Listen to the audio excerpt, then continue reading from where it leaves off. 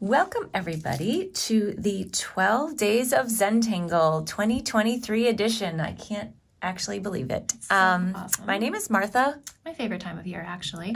And I am Molly.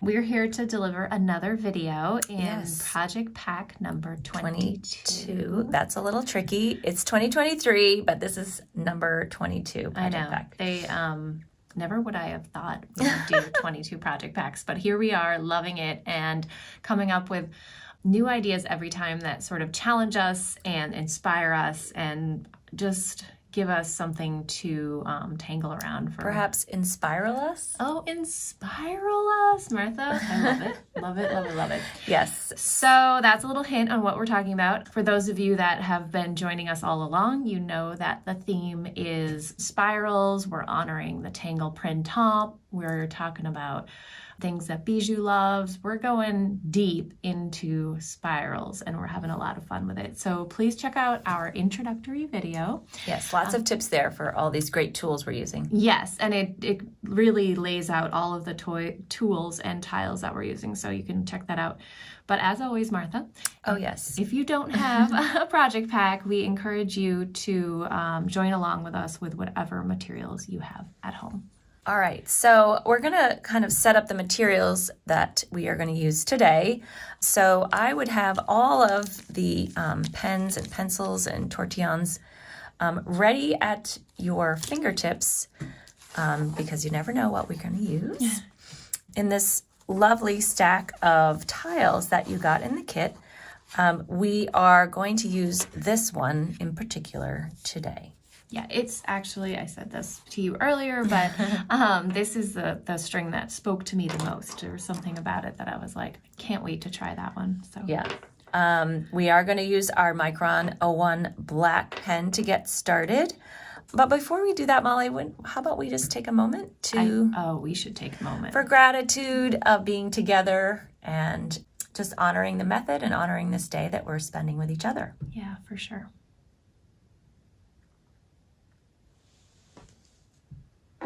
All right, you ready to go? I'm ready to go. All right. Yeah. Okay.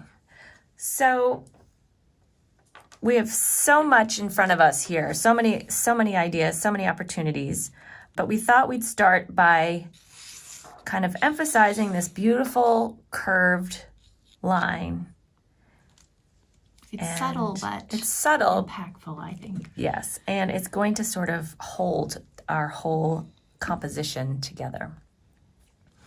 So I'm going to start here on this corner, and with each one of these line segments, I'm going to retrace the string line and then create a seed shape out of it. So I'm going to retrace this line here and then add a curved line around it.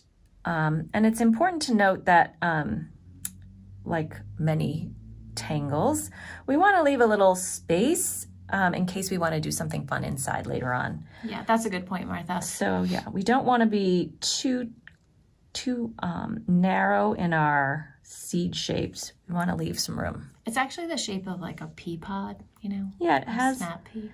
As we go around, this is more of a straight line, and this is more of a curved line, leaving room inside. And the string line just kind of allows space for you to let go for a minute, to be like, okay, well, this is what I'm going to do here, and these lines are going to sort of guide me for a moment, which is nice. That's what I love about these pencil-drawn strings, is they're like an invitation to be like, well, what are you going to do with this? Yes, and as you said, not worrying at all about what's about to happen. I'm just focusing on these line segments here.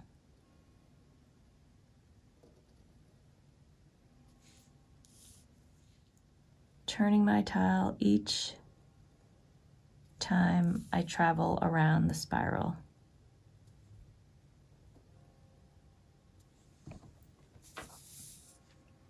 It's a start. It's already lovely. Yeah, nice. So we're going to go back to where we started, and we're going to aura this seed shape that's here now. Gently drawing aura lines on either side. We call this a tethered aura. And again, creating enough space for something to be added later.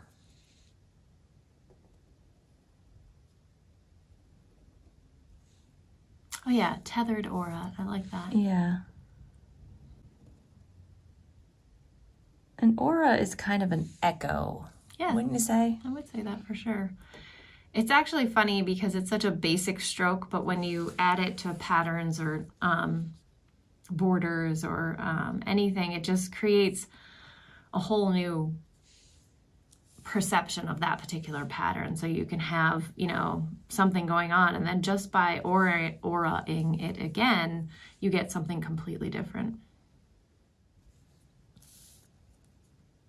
You'll see sometimes I might go off the tile here just a bit, and that's okay.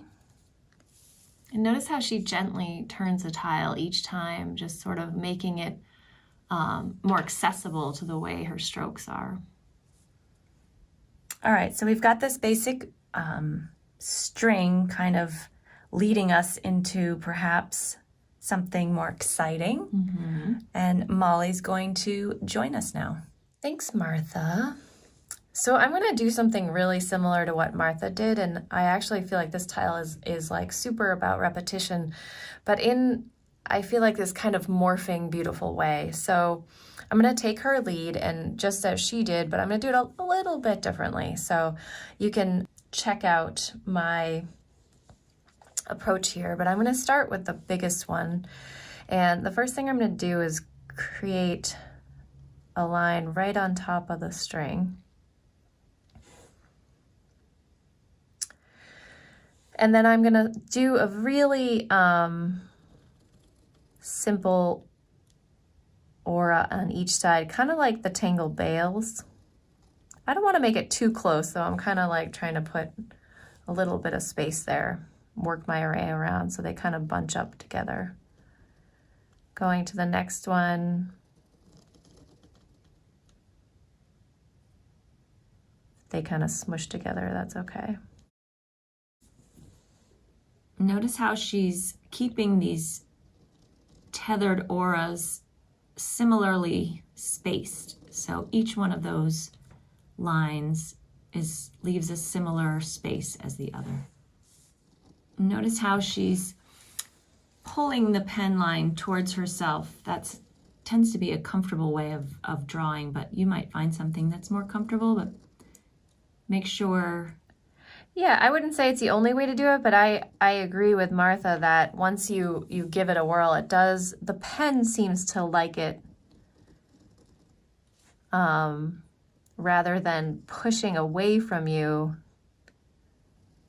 The pen can be pulled toward you. And you can see the line the whole time. If you're pushing away from you, you lose sight of what's under your hand. Turning your tile each time. First putting down that first stroke, which kind of echoes the string line. And then the next one's that aura.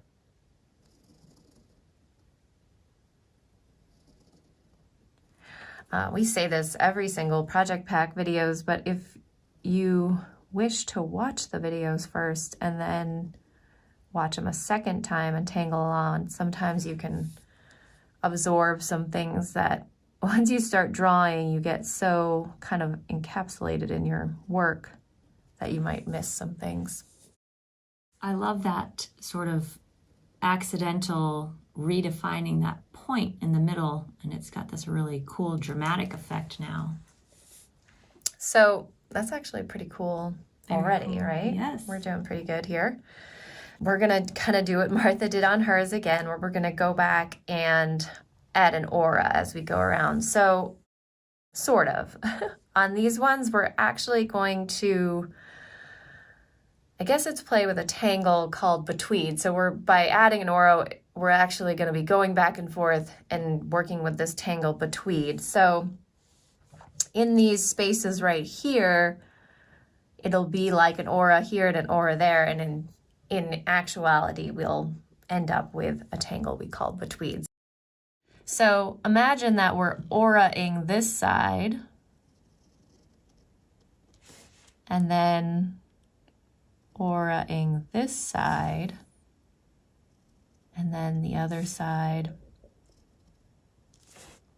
as Martha said, kind of going to that tethered point. So we end up with something like that, which is really cool. It's a lot like a braid. And then with this little tiny bit at the bottom, we'll just ink that in. So that's definitely one of those ones you might watch first and then come back. Or you can do it again. Or you can do it again, yeah. So let's go to the next space. Imagine like you're aura-ing this one. So, like so. And then we'll go back to the other side. So she's leaving that space each time where she begins the aura. Weaving back and forth.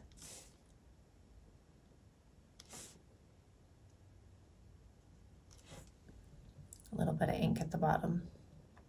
I love this tangle. Trying to play around with this equal spacing just to, so things aren't too busy, but see where you get.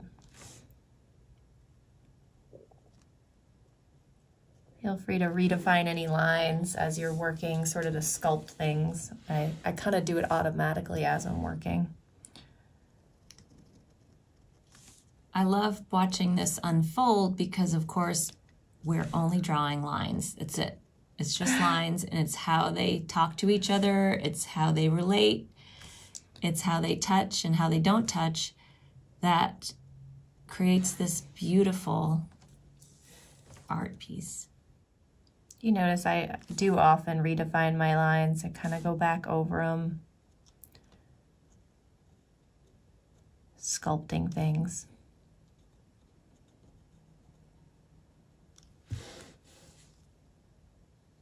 Even now, looking at this tile unfold, it would be really difficult to figure out which lines came first. All right. Or figure out what the string was. Mm-hmm. Well, as is the definition of a string, it has disappeared now. Right. Works out pretty good. And you could probably do this same thing with other strings we have or other strings you have. Kind of starting with this sort of veils everything approach. And it doesn't have to be the same amount of auras on each one as you see. Like sometimes I did a lot less or a lot more depending on my space.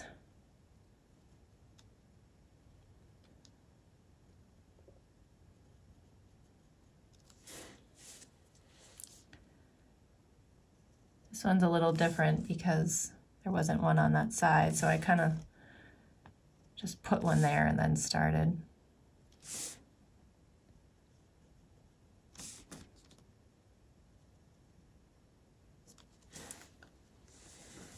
All right. So cool. It's already pretty, pretty, pretty. I love it. So I'm thinking, Martha, what do you think we need to add? Maybe something to hold it all together? I think so. All right.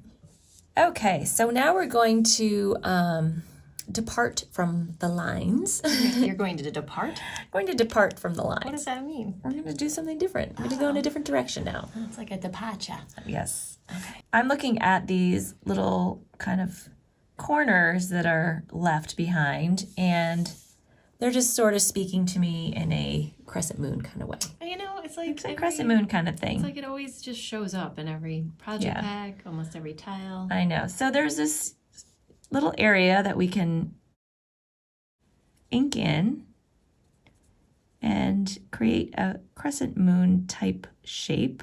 It was calling for some ink. I do think we had a lot Yeah, of we lines needed to going add in, some so. drama. Yeah. So in crescent moon wants to be part of the auras. So here we go. We're going to add these little inked in spaces.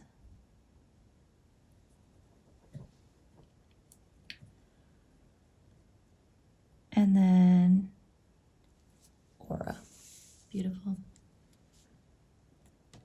And when you add that drama or ink to a tile, it starts to anchor things. Giving your eyes a direction to go towards when you look at the tile.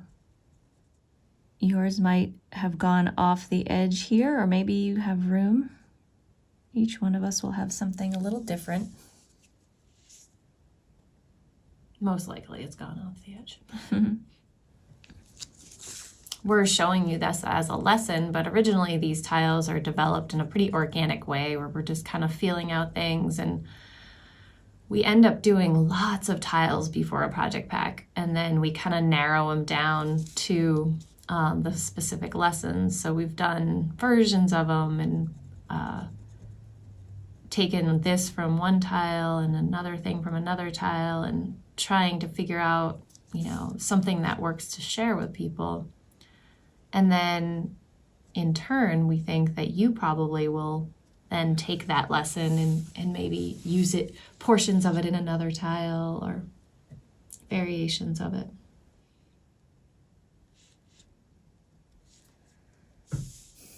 So we're going to continue with this theme, if you will. And aura, the crescent moons, all around the perimeter until they meet.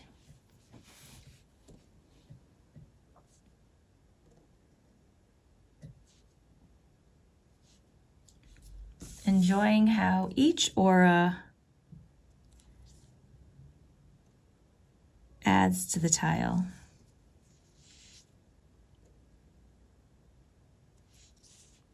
And I need to turn my tile, especially to see the best way to add my aura. So perhaps as you turn a corner, things are different. You always have to be aware. Doing my best to keep the aura lines somewhat similarly spaced, but also enjoying the hand-drawn element of each line. No two auras exactly the same. I love the rhythm you can get into in this particular tile, because it's very much like do this and then get into a rhythm, and then do this and get into a rhythm. So it's kind of nice, zone out, bouncing around. Mm-hmm.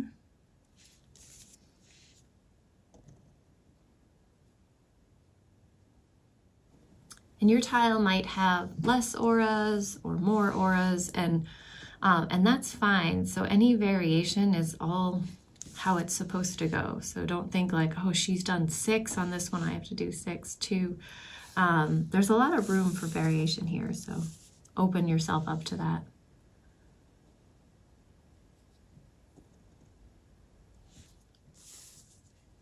Okay, so my auras are touching, so I'm going to use that as a signal to stop. But again, we are left with these sweet little spaces that I might just add Oh, a little orb. a little orb as it sits, but I'm not filling it in. Remembering that each time you draw or tangle with an open space like this, it's most inviting for something later on.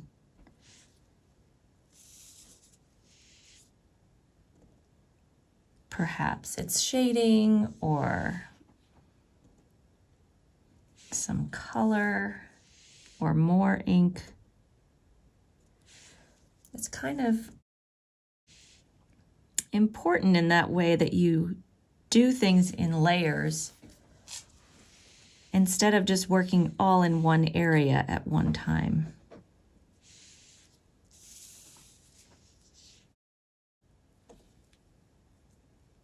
Taking a moment to pause and see how much light and dark you want to add. Should we add some color? Oh, we should. Let's start. We just have to start. We have all these fun pens in front of us. I know. Okay. I'm going to cap my pen. And I am going to begin with this exciting, gorgeous blue Jelly Roll pen. Is it blue? I thought it was green. It's greenish blue, I suppose. Depends on I your usually mood. try to like kind of scribble on another piece of paper, or the back works too, just to kind of get a... How about a spiral? A spiral works good. With this lovely greeny blue color, I am going to just start on the edge because I'm so excited to see how that looks in there. And I'm going to add a big blob of ink in there, really feeling that gel ink roll out of the tip. And notice how she's not pressing very hard at all. In fact, you're more successful that way because the ink kind of like sits up, so you're not pushing it too much. It just allows more ink to come out, I think. And I'm not even filling it in totally. I'm almost to the edges, but not quite. That little bit of white area around the edge actually helps keep that gel ink very bright. Oh, agreed. Yeah.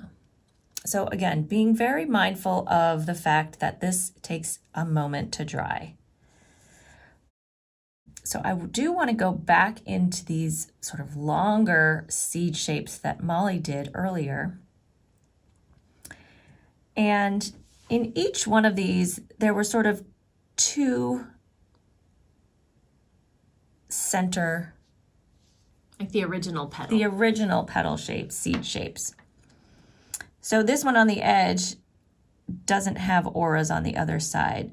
So I'm just going to be working in these two seed shapes. And I'm going to start in the middle because those are where the biggest ones are. I was just going to say that, Martha. Were you? Yeah, I was. It's so much. It's easier to start in the middle because you have this big orb, and then you kind of like slowly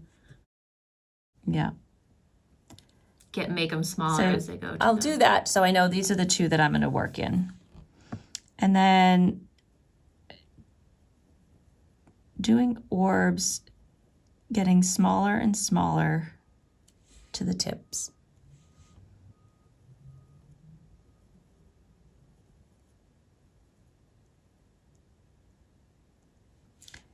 And in each one, I'll do the same. Sometimes it's a mere dot is all you'll have room for. And the fact that each one of these seed shapes is a little bit different. You're not going to have the same number of orbs. You're not going to have the same size orbs. So with this set, I'm going to just do the dots right in the middle so I know those are the two that I'm going to work on. And orbs are sort of the contrasting shape to a line. So you have this cool thing going on with these orb-like textures next to the lines, and I think that's really quite powerful. In sort of Zentangle speak, we use the word orb to describe a circular shape because we know that perfect circles are pretty elusive. So with this section here, these are the two that I'm going to work in. And if you make a misstroke or you choose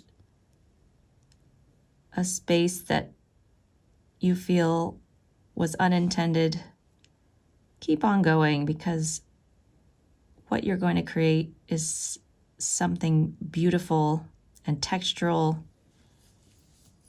and no one would ever be the wiser. See how I give myself that little moment to mark off where I'm going to be working so that I don't have to worry about it. So we're getting pretty close here, getting tucked into this spiral. And if your auras are too thin, you can always kind of just skip that one or whatever. Well, there's really, the gel pens with a little light touch, you can really get a small dot. Yeah. And actually the small dots are pretty powerful. I'm just continuing to tell you that the gel pens take a while to dry, so take your time. If you need to pause for a minute and just let it settle, and then you can start again because you don't want to smear your work. Yeah, so that looks so sweet. Take a minute to just kind of look at the overall, step back a little bit, look at the overall, see if you've missed any spaces or any dots. And yeah, enjoy how that goes from super shiny to deeper and lustrous ink. We're gonna put the blue-green pen down now, let it dry a little bit, and then we will pick up the other gel pen in just a moment. Okay, so we're going to pick up this kind of peachy, warm tone jelly roll. And again, I'm going to just, new pen, new tool, just get it kind of woken up. Actually, I like this color. It's like a yellow ochre kind of. It's goldy, peachy. Yeah, I find it to be a complex gel pen color. Well, it's a beautiful complement to this turquoisey blue-green color. Yeah, and these are new colors. Pastel colors. These are a Jelly Roll 10, so that's the size of the part of the Moonlight collection tip that we're using. And we are selling these in a set separate from the Project Pack too. You can check that out on our website because there's a couple other new colors that are pretty cool. All right, so we're going to, with the same concept, doing these little orbs, and we're going to put peachy gold orbs in all of the spaces left. And it seems like such a kind of subtle little thing, but it adds this beautiful texture, the kind of textures you see on like the back of a bug or some ornate, like patterns can go so deep. And I love just, oh, that looks great. It does look so good. It's really neat. It's really neat. My turquoisey green blue color is dry now, so I'm not so nervous about tapping it with the back of my pinky finger. It's really such a great way to get into a zone. Here we are, just dot after dot and getting into your own rhythm on how you fill these spaces. If you go back and forth, or do you do one then the other? Do you start with the big ones in the center and get smaller? Do you start from one end to another? You get to choose. And it's really different than just inking it in. You're getting like a totally different look. Something about dots like this they're happy. There's something happy about them. I don't understand what it is, but I'm feeling it. It's like it's very Bob Ross of you, Martha. Yeah. Well, they are. Right? They're joyful dots. Right? I think Bob Ross would have liked Zentangle. I think so too. Sometimes if you're trying hard not to get your hand on your wet gel ink, you can choke up on your pen a little. It's actually kind of a cool exercise to practice different types of control with a pen and with the gel, since you want a light touch anyway. Especially with something like dots, it's pretty... Yeah. I think originally we were talking about leaving that outside space without any color, but I don't know. It's kind of, I think go for it. kind of asking for Yeah. it. So I am going to start working this perimeter and do, with the same peachy gold, I'm going to do the outside edges.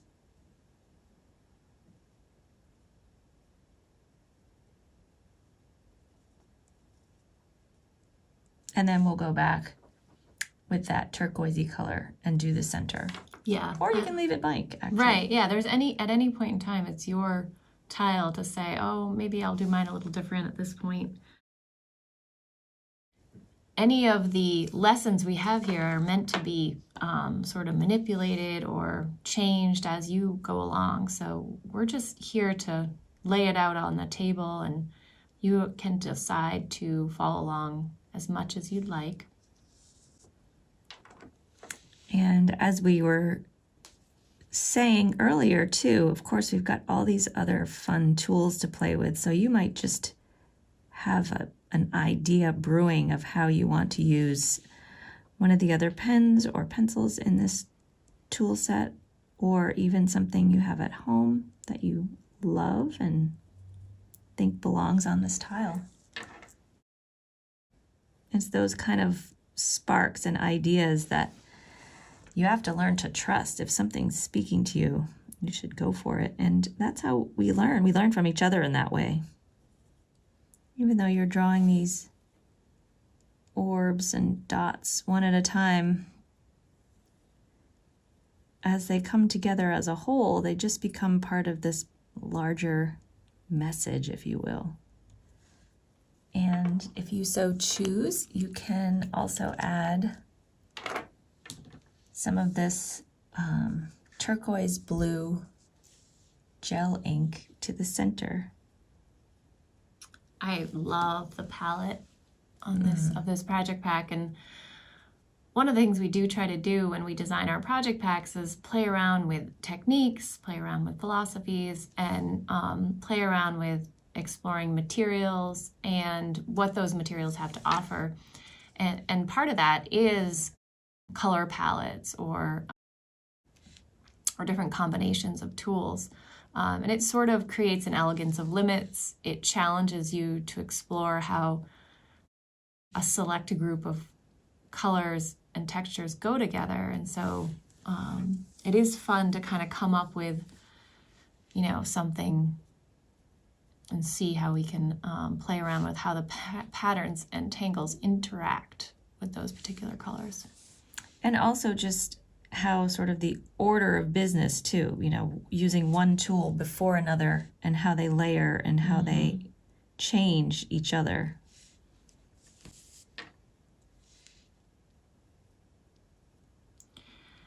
Yeah, it is kind of interesting in your practice if you ever maybe take a photo of tiles as they're evolving. Yeah, because they really do change. Especially when we get into these more advanced tangling projects, there are so many layers that go down. So we've got quite a bit of gel ink going on right here. We're going to cap our pens right now and give everything a moment to dry. I think that's a good idea. Yeah, because we're going to start to add some graphite and some different colored pencils.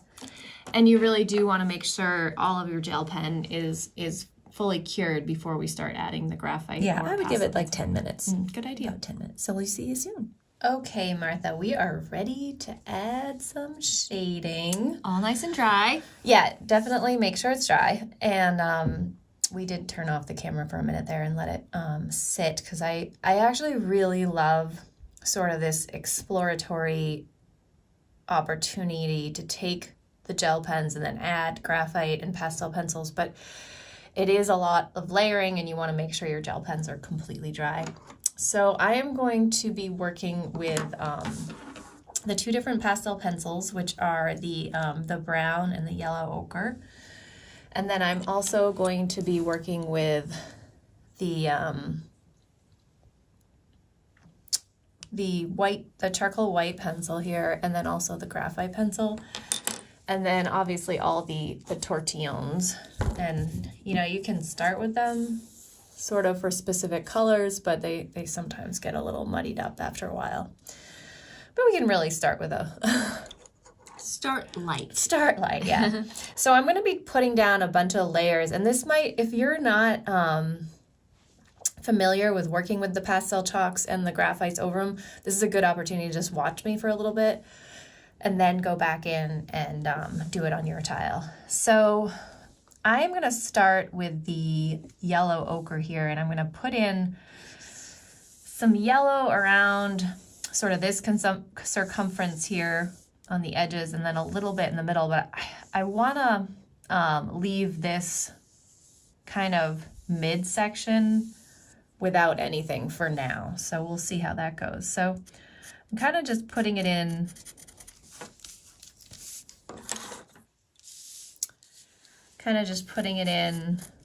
lightly.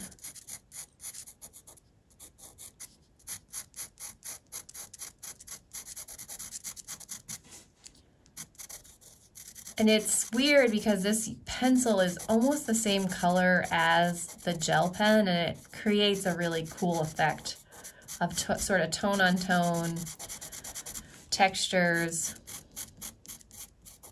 It's a noisy pencil. It's a little noisy. I like that. It's one of my favorite parts about being in a whole classroom full of people that are tangling. It's that sound of the tools, the pencils and tortillons. The sound of the symphony creativity, of tangling. Right?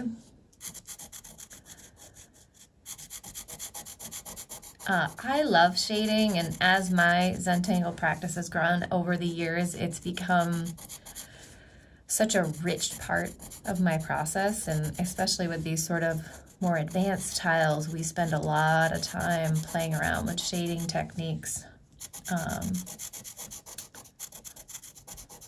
I love it. It's kind of this more organic step in the process, and to me it adds so much. Oops. Look at this already. Again, playing around with maybe taking some pictures along the way and seeing how the tile develops over time. Not pressing too hard because I don't want to smush my gel ink too much, but I am working right over it. Pastels are fairly soft, so they do kind of forgive once they hit that paper. Right? All right, and then I'm gonna do just a little bit in the middle. Again, working in layers.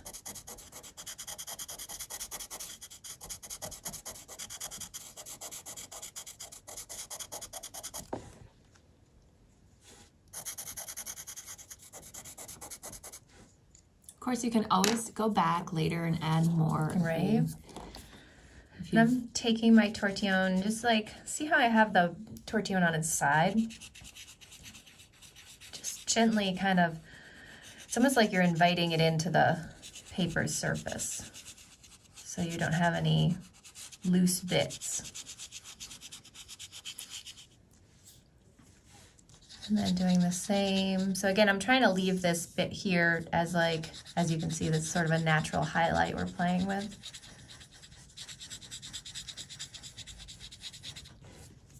Already just, see, it's like gorgeous like that already. It's beautiful. So awesome. So my next layer is I'm going to play a little bit with this brown color. And I think now I'm going to sort of more work on just sort of this like betweedy area.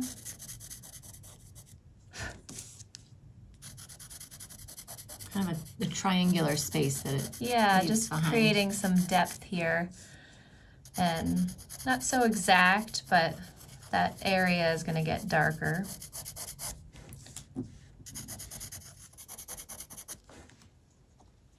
All right, and then once again taking the tortillon on its side and kind of playing around with inviting those tones into the surface of the tile.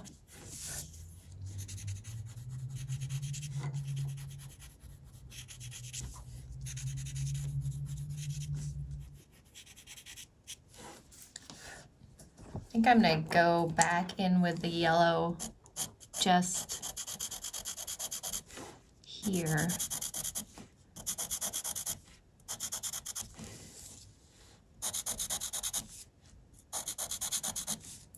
All these subtleties, Just for contrast, yeah. yeah, they just add to the overall composition. And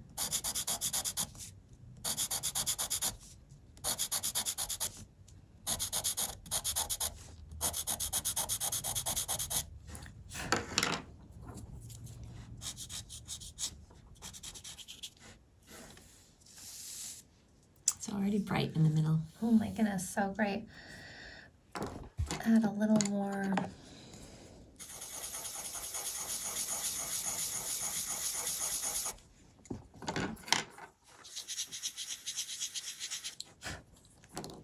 All right, so now I'm going to add another layer of darkness with my graphite. So I'm just going to bring that out a little more.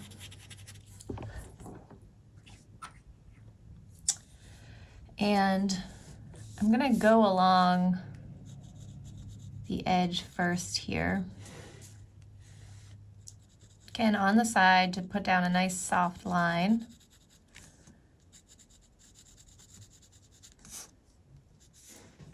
I like to keep my pencil sharp, but still use the side of it and use that point as a guide.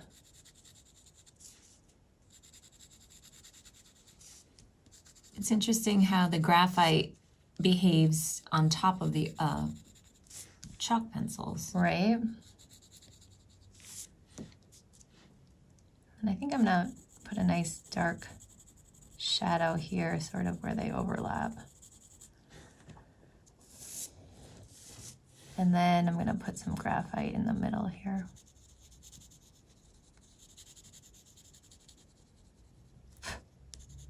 Kind of work that into so many layers.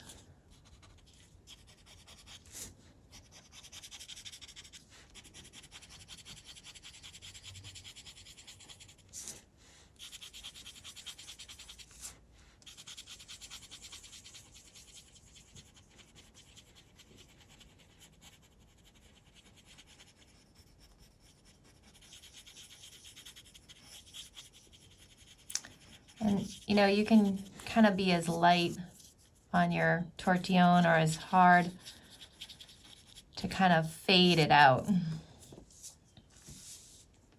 Ooh, so pretty. And then I'm also going to do like kind of this little detail here where you take your graphite and kind of go down the middle of the tweed. Just a straight line, and it'll add kind of an interesting dark.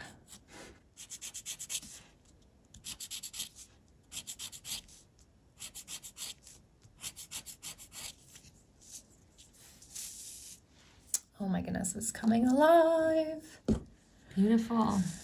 Now with my white charcoal, I'm gonna, again on its side, just gonna kind of go over. It's already pretty, you know, highlighty, but I'm gonna go over it again. You can feel those dots underneath the pencil. Right? It's really neat. Yeah, you definitely want to use the side of your pencil, your chalk pencil. All right, so we definitely have some intense stuff going on here.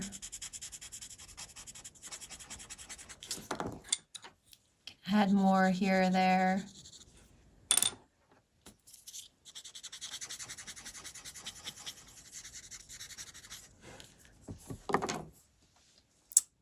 So that's pretty awesome so far.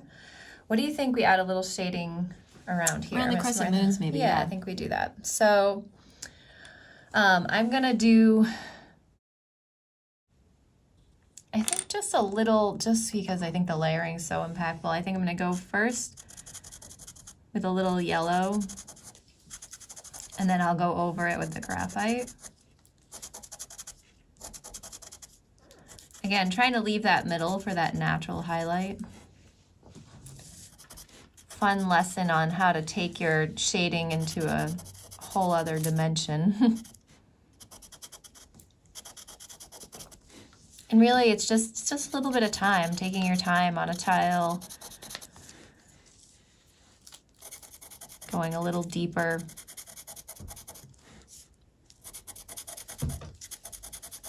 And there's room for all kinds of expression, I really think.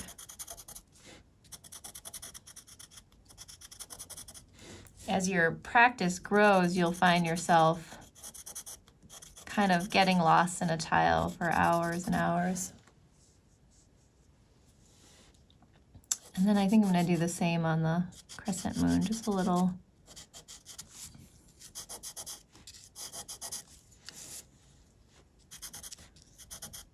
I'm just putting a little down with the pencil so that when I take the tortillon to it, it'll kind of just give me something to play with. Back to my yellow.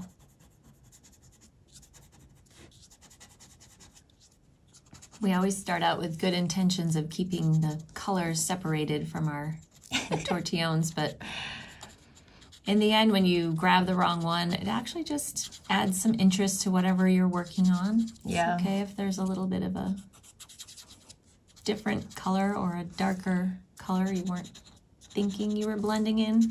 I definitely have a lot of tortillons on my tool tile collection there.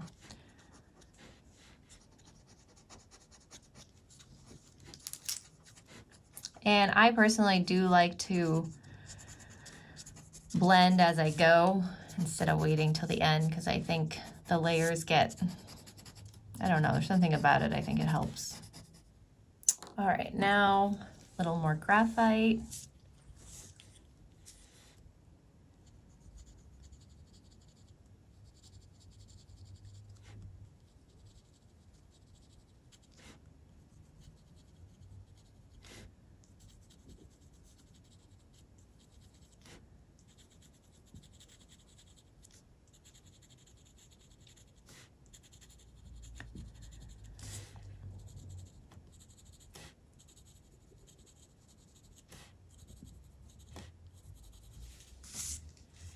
Adding this deep graphite gives it that complete three-dimensional feeling. Right? Really. A little bit right on the edge where these crescent moons overlap.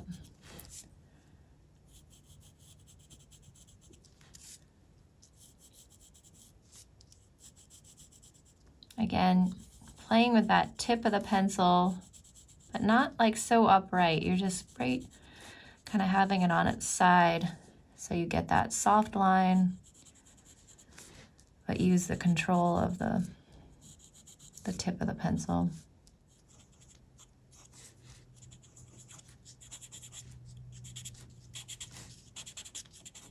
See how those crescent moons just sort of fall behind, right? In this kind of cool and supportive way.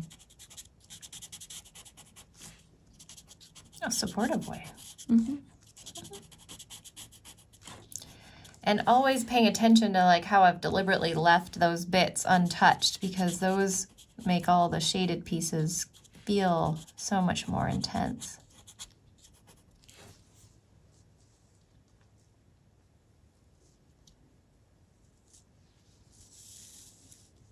That's not half bad, right, Martha? It's half good. And you can kind of go back in with little bits here and there if you're kind of... Sometimes I have to tell her it's time to stop. Oh, Martha! But I mean, come on. Just a little bit more. Well, what's cool about pencil, that's different than pen, and I love them both, but you can put them down in layers, so you can always go back and add a little more.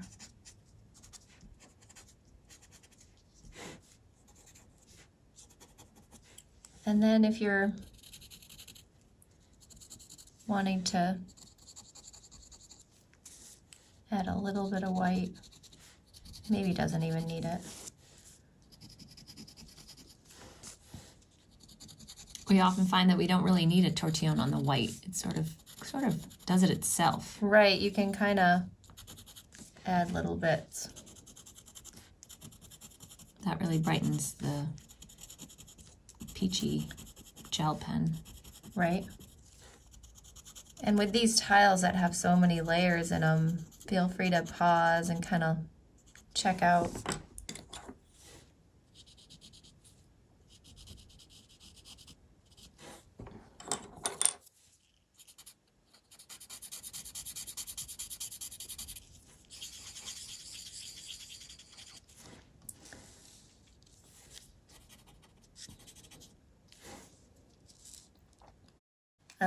That's pretty good, Martha. I think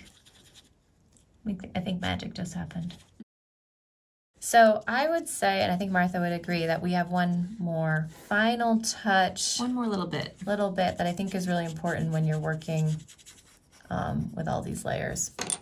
All right, so this is actually just one final step that you can apply to many of your tiles, but we're actually going to go back in with our Micron 01 again and just sort of re-emphasize some of the lines that might have gotten blurred with the different pencils, and also perhaps what we call adding a little bit of love, which is basically revisiting a line and adding some bits of ink where two lines meet.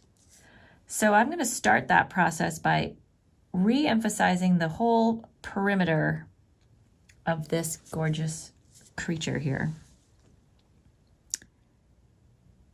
And taking your time,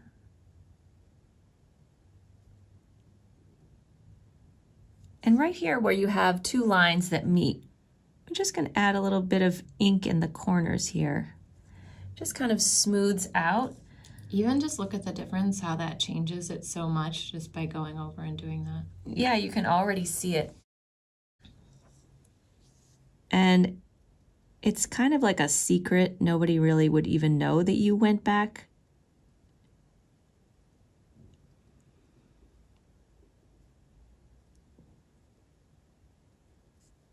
And it's that last visit to the lines.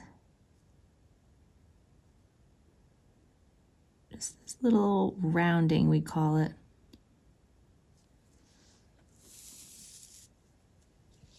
And just like light and dark complement each other, the smoothed out pencil and the sharp ink are complementary.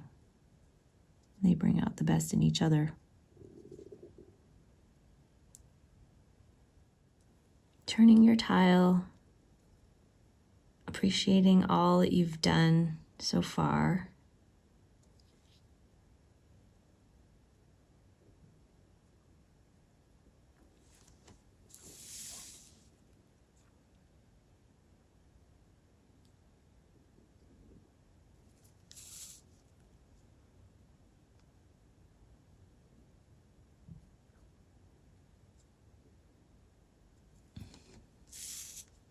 And it's nice original long stroke.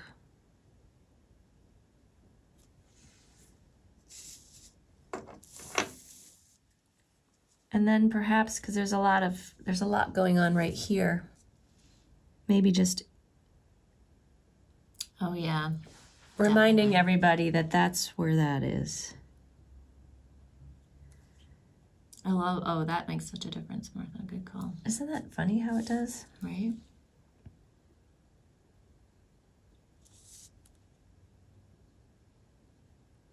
Kind of a funny concept to go back after all the finishing touches and then yet there's another finishing touch. Right, because it's like a funny first full circle event happening because it's like those were some of the first strokes you drew.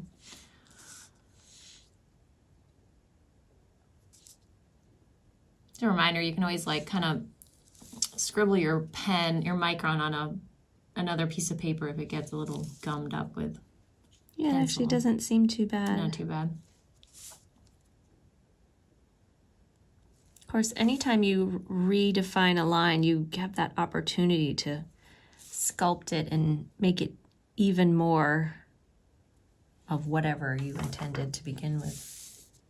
Oh my gosh, this is really beautiful. It's really cool. So cool. I love it. So we have this gorgeous piece, and of course, after you finish your tile, you should always put your chop on it. And since we worked on it together, how about we chop together? Let's do it, Martha.